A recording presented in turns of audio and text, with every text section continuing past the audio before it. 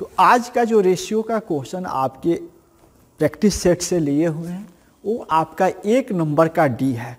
और हम आपको इस वीडियो में आगे बढ़ने से पहले आपको कुछ जानकारी देते हैं कि देखिए आप लोग एग्ज़ाम के लिए तैयारी कर रहे हैं, इसलिए आप लोग मेरा वीडियो देखने के अलावा आप लोग प्रयास करें कि आप अपना अकाउंट के और भी चैप्टर है ना जो पढ़ चुके हैं, सारे चैप्टर पढ़ चुके थे, सिर्फ यही एक चैप्टर फंसा हुआ था जो हम इस माध्यम से पढ़ा रहे हैं, लेकिन बाकी सारे ऑफलाइन क्लासों में पढ़ चुके, तो उसका कम से कम आपके पास 2 तरह का रिवीजन करने का तरीका है। आप अपना कॉपी निकालिए और वहाँ से आप उसको देखकर समझ सकते हैं, या वीडियो भी उसका पढ़ा हुआ है वहाँ से देखकर समझ सकते हैं।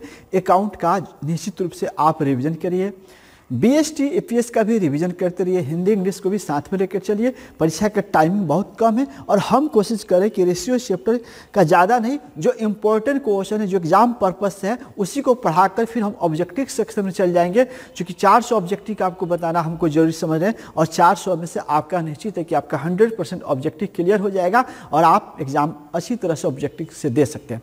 तो इस प्रकार आज जो क्वेश्चन लिए हैं, 1 का डी नंबर क्वेश्चन, जो 1 का 2, 3 हम बता चुके हैं, और डी नंबर जो क्वेश्चन है उसमें गौर से देखेंगे, डाटा यही दिया है जो आप प्रैक्टिस सेट निकालेंगे। 1 का डी में वर्किंग कैपिटल का मान दिया है, करेंट एसेट का मान दिया है, स्टॉक का मान दिया है और डेप्टर का मान दिया है। और आपसे पूछ रहा है करंट रेशियो। आपसे क्या पूछा है? Current ratio. तो करंट रेशियो का सूत्र आपको याद हो गया होगा। करंट रेशियो का जो सूत्र होता है उसमें होता है करंट एसेट बटा करंट लायबिलिटी। ये सूत्र आपको याद है। और देखिए ये जो करंट लायबिलिटी का जो सूत्र होता है, याद रखेंगे कि इस सूत्र में ही हम लोग को बैठाकर उसका मान आउटपुट कर सकते हैं। अब आपको देखना है कि ये मतलब टोटल करंट एसेट चाहिए, टोटल करंट लायबिलिटी चाहिए। तो ऐसे चालू संपत्ति, ऐसे चालू दायित्व चाहिए जिसमें इसका मान मिल जाए, तो इसको कटाकर हम लोग आंसर निकाल सकते हैं। देखिए इसमें देखा जाए तो इसका मान आपको दिया हुआ है, करंट एसेट के मान दे दिया गया है। चलो करंट एसेट का तो सवाल में मान डायरेक्ट दे दिया है। अगर करंट लायबिलिटी का मान दे देता तो आराम से आप लोग बना लेते, लेकिन करंट लायबिलिटी नहीं दिया है। जैसे करंट एसेट दिया है ना, और वैसे करंट लायबिलिटी का मान दे देना, तो स्टूडेंट के लिए कोनो टेंशन नहीं है, सिर्फ मान रखकर और कटाकर उसका आंसर निकाल देना है। लेकिन ऐसा हर सवाल में नहीं रहेगा। जैसे इस सवाल में करंट एसेट दे दिया लेकिन एक गायब कर दिया, करंट लायबिलिटी गायब कर दिया, तो करंट लायबिलिटी कैसे निकलेगा? तो इसके लिए एक सूत्र पिछले ही क्लास में पढ़ाए थे कि जब भी करंट लायबिलिटी का मान गायब करे तो उसके लिए एक सूत्र होता है, और सूत्र होता है करंट लायबिलिटी बराबर करंट एसेट। याद रखेंगे सूत्र, current asset minus working capital. देखिए ये सारे स्ट्रक्चर आपको ढंग से समझना पड़ेगा, तभी जाके सूत्र नहीं याद करेंगे। कम समय है इसलिए आप लोग इससे सूत्र को याद रखिए। इसी टाइप के सवाल आपके परीक्षा में आएगा, इससे ज़्यादा हार्ड नहीं आएगा, इसलिए इस तरह के कुछ प्रश्नों को हम लोग देख लेते हैं। तो ये सूत्र हुआ। तो देखिए यहाँ सूत्र के हिसाब से देखा जाए तो करंट एसेट आपका इस प्रश्न में दिया है, प्रश्न का डाटा लिए हैं, ये सूत्र हो गया, और एक सूत्र और लिए। इसमें तो इसका डाटा मिल गया, अब इसका डाटा फाइंड आउट करना है। इसका डाटा डायरेक्ट रूप से नहीं दिया, प्रत्यक्ष रूप से नहीं दिया, तो ऐसे केस में इसका डाटा निकालना पड़ेगा। इसका डाटा जैसे निकालने के लिए करंट लायबिलिटी बराबर करंट एसेट। देखिए करंट एसेट दिया है, करंट एसेट का मान 6 लाख दिया है। चलो भाई करंट एसेट का मान 6 लाख दे दिए।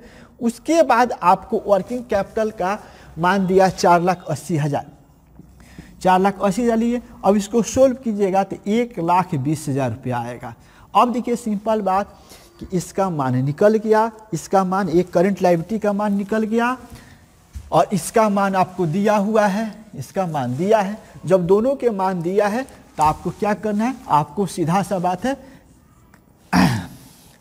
करंट रेशियो बराबर, फिर से शॉर्ट डिफरेंशियल लेते हैं, करंट एसेट बटा करंट लायबिलिटी।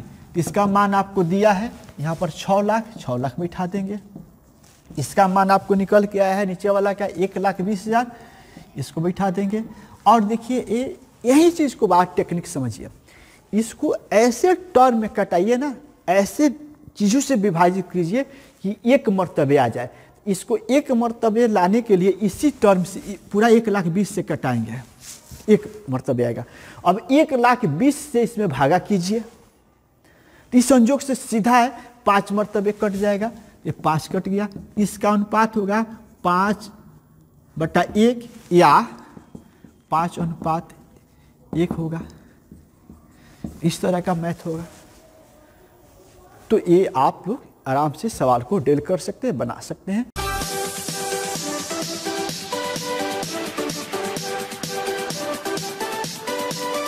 तो देखिए जो दूसरा सवाल हम लेके आए हैं क्वेश्चन नंबर 2 का ए, यानी आपको 4 का ए बी सी डी आपने देखा।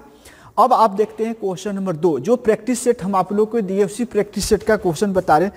तो इसमें सबसे पहले लिखा हुआ है क्विक एसेट। क्विक एसेट का मान आपको दिया हुआ है, क्विक एसेट का मान आपको दिया हुआ है इसमें 90,000। उसके बाद स्टॉक दिया है, ये नहीं लिख रहा है, सिर्फ समझाने के लिए लिख रहे हैं। स्टॉक का मान दिया 1,08,000। उसके बाद प्रीपेड एक्सपेंस, प्रीपेड एक्सपेंस का मान दिया हुआ है 2,000। और अब दिया है वर्किंग कैपिटल के मान, आपको वर्किंग कैपिटल का मान दिया है 1.5 लाख। चलिए वर्किंग कैपिटल का मान दिया है 1.5 लाख। अब आपसे पूछ रहा है इस डाटा देने के बाद, देखिए डाटा आपके सवाल में इतना ही है, इसी डाटा के आधार पर आपको तय करना है, जो सूत्र पूछ रहा है उसका मान निकालना है। तो जो चीज़ें पूछ रहा है, करंट रेशियो आपसे पूछ रहा है, करंट रेशियो पूछ रहा है। तो करंट रेशियो के मान होगा करंट एसेट बटा करंट लायबिलिटी, ये आपका स्ट्रक्चर हुआ। तो ध्यान से रखेंगे, थोड़ा सा इसमें समझते चलिए, क्योंकि आप लोग इंटरेस्ट लीजिए, घर पर बैठ कर पढ़ रहे हैं, कोई दिक्कत नहीं है। ये आपका एस्ट हुआ। अब इसी डाटा से देखकर, इसी डाटा को देखकर इसको फुलफिल करना है। मतलब हुआ कि इसका भाई मान इसी डाटा से निकालना पड़ेगा और इसका भी मान इसी डाटा 4 गो से निकालना है। और सवाल जितना ही बनेगा, प्रैक्टिस इतना ही कीजिएगा, अनुभव उतना ही बढ़ते जाता है। इसलिए आप स्टूडेंट हैं, हम आपको बार बार एक ही बात बोलते हैं कि पढ़ाई में इंटरेस्ट नहीं है, पढ़ाई में कोई रोमांटिक चीज़ नहीं मिलता है, पढ़ाई किसी को करने के मन नहीं करता है। लेकिन इस पृथ्वी पर, इस धरती पर पढ़ाई से जो लगाव रख लिया ना, पढ़ाई से जो ताल्लुक़ रख लिया, पढ़ाई को ही सब कुछ अपना मान लिया ना, वो दुनिया के हर कुछ उसको मिल जाता है भविष्य में जाकर। आप समझ सकते हैं, स्टूडेंट हैं तो दुनिया की हर कुछ, क्या एक IAS का, क्या एक डॉक्टर का, क्या एक इंजीनियर का शादी ऑर्डिनरी फैमिली में होता है? क्या उसके साथ जो शादी होता है वो लड़की खूबसूरती कम होती है?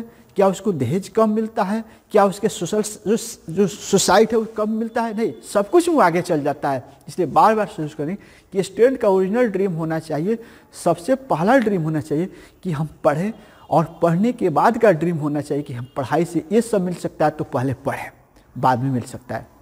अगर आप सीधे ड्रीम बनाते हैं और पढ़ाई को माइनस कर देते हैं तो ये आपका कोई भी ड्रीम फुलफिल नहीं होने वाले हैं। आप कोई फिल्म के हीरो नहीं है कि 3 घंटा में एक ही बार उछाल मारिएगा, IAS कलेक्टर डॉक्टर बन के आ जाइएगा। वो सब फिल्मों में देखने को मिलता है, रियल लाइफ में ऐसा कुछ नहीं मिलता है। इसलिए ऑनलाइन क्लास में बहुत सारे स्टूडेंटों को देख रहे हैं, वो छोड़ दिए हैं पढ़ाई की, परीक्षा में जो होगा देखा जाए। भाई अभी बीच में कौन सा आप काम कर रहे हैं, बीच में कौन से काम कर रहे हैं, पढ़िए ना, पढ़िए। तो चलिए हम डाटा को देखते हुए हम कैलकुलेशन फाइंड आउट करेंगे। तो जो डाटा दिया है इसी डाटा से हमको निकालना है। तो आप लोग को उस दिन फॉर्मूला बताए थे कि अगर हम लोग को, ठीक है, क्विक एसेट निकालना हो, क्विक एसेट निकालना, देखो क्विक एसेट का फॉर्मूला याद रखो, क्विक एसेट का फॉर्मूला याद करो। क्विक एसेट का फॉर्मूला, तो करंट एसेट, करंट एसेट, देखो करंट एसेट में से माइनस स्टॉक, माइनस स्टॉक, ये फॉर्मूला याद रखो, और माइनस प्रीपेड एक्सपेंस। ये अगर फॉर्मूला तुम याद रखते हो ना, इसी फॉर्मूला को आगे भी हम लेके चलेंगे। ये आपका एक फॉर्मूला होता है।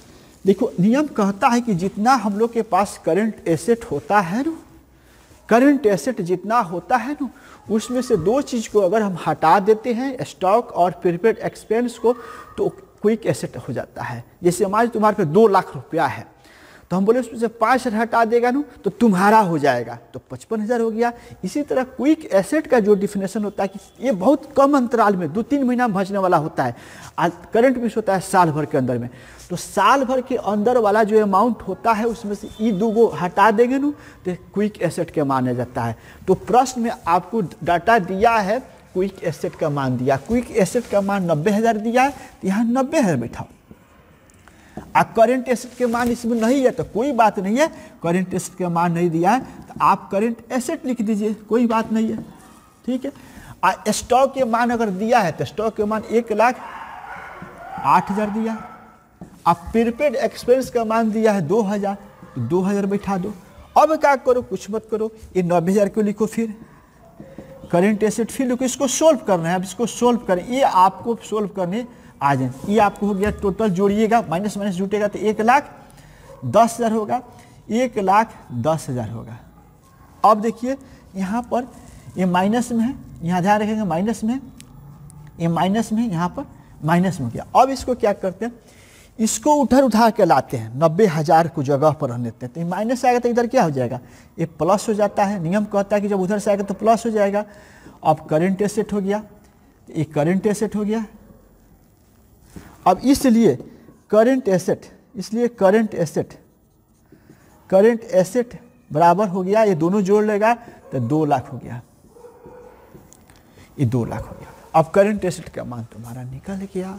करेंट एसेट का जब मान निकल गया तो एक हमका इसका मान तो निकल गया, अब इसका मान निकालना है। इसका मान निकालने के लिए अभी एक हम फार्मूला बताए थे, उस फार्मूला की यूज करो।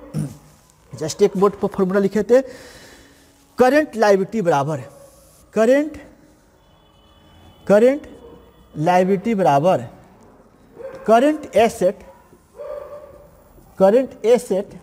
Minus working capital. एक फार्मूला भी जस्ट बोर्ड पर पिछला सवाल में कहते हैं वर्किंग कैपिटल। ये फार्मूला हम लोग का एक स्टेप से यहाँ उठाएंगे, इसको भी बॉक्स कर देते हैं आपको समझने के लिए। ये वाला फार्मूला हम यूज करेंगे। अब इसका मान देखो, तुमको करंट लायबिलिटी का मान नहीं मालूम है, लेकिन इस सवाल में करंट एसेट के मान निकल गया 2 लाख, 2 लाख यहाँ बैठा दो। अब माइनस वर्किंग कैपिटल दिया है, इसमें से 1.5 लाख दिया है, इसको घटा दो तो आ गया 50,000। अब तुमको दोनों का मान निकल गया, यानी करंट रेशियो का मान निकालने के लिए करंट एसेट बटा करंट लायबिलिटी, शॉर्ट में भी लिख दिया। अब करंट एसेट का मान तुमको 2 लाख आ गया है, 2 लाख बैठा दो। इसका मान 50,000 आ गया, 50,000 बैठा दो। अब क्या करो, इसको सोल्व करो, 1:4, यानी इसका होगा 4:1 आंसर। तो क्या ये चीज़ें आपके समझ में आ रहा है? अगर आ रहा है तो आप लोग कमेंट्स में बताइए। आप ऑफलाइन क्लास से मेरे जो जुड़े हुए स्टूडेंट हैं वो आभा एकेडमी के चैट सेक्शन से जवाब दीजिए। इसी चीज़ को बनाइए और भरसक प्रयास कीजिए कि परीक्षा के समय में जितना ईमानदारी से घर पर पढ़ेगा ना उतना ही अच्छा मार्क्स आता है। जो लोग किताब बांध कर छोड़ दिए हैं वो सोचो मैदान से भाग गए हैं, अखड़ा से भाग गए, लड़ने के मन नहीं है, मजबूरी में जाकर परीक्षा देंगे। लेकिन नहीं, इस टाइम में कभी ऐसा नहीं करना चाहिए। तुमको जितना देर बैठ सकते हो, जितना देर पढ़ सकते हो, लिख सकते हो, कुछ भी ना कुछ करते रहो। थोड़ा मोड़ा मन बहलाना होगा तो थोड़ा खाना पीना खा लो, कभी थोड़ा घूम भी लिया करें, ज़्यादा देर तक नहीं, सीमित टाइम तक। तो हम आशा करते कि ये दोनों चीज़ समझ में आ गया है और हम आप लोग आगे अगर बनता है तो बनाइए। हम जहाँ तक पढ़ाना है रेगुलर सबका वीडियो बनाएंगे। हम भी कोशिश करते हैं कि 3-4 दिन में जो ज़रूरत का रेशियो हम पढ़ा दें और हम लोग ऑब्जेक्टिव की तरफ मूव करेंगे। तो अब तक आपसे विदा लेते हैं, धन्यवाद।